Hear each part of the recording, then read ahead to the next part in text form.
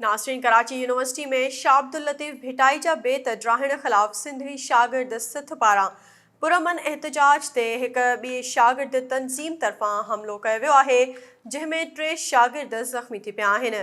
उन हवाले सां तफ़सील ॿुधाइण लाइ असां सां टेलीफोन लाइन ते मौजूदु आहे SS न्यूज़ जो रिपोर्टर शाहिद अली कोराई। जी शाहिद, छा तफ़सील आहिनि? यूनिवर्सिटी में वाक़ियो कीअं पेश आयो आहे?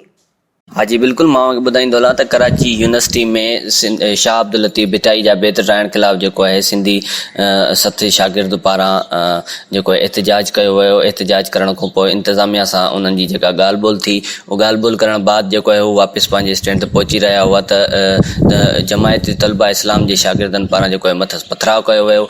ऐं जॾहिं त पथराव करण बाद जेको आहे सिंधी शागिर्द सत जा जेके आहिनि 3 जेके आहिनि शागिर्द जेके आहिनि उहे ज़ख़्मी थी पिया, जिन खे जेको आहे हिन वक़्तु कराची डाओ हॉस्पिटल मुंतक़िल कयो वियो आहे। जॾहिं त हिकिड़े शागिर्द इरफान बम्ब जी जेका आहे उहा सीरियस हालत ॿुधाई पई वञे, जॾहिं त 2 शागिर्द जेके आहिनि जंहिंमें शाहिद शर ऐं हिकिड़ो ॿियो नौजवान आहे जेको उहो हिन वक़्तु ज़ख़्मी आहिनि, जेके कराची डाओ हॉस्पिटल में जेके आहिनि उहे मौजूदु आहिनि। जी शाहिद कोराई, तफ़सील ॿुधाइण लाइ अव्हां जी महिरबानी।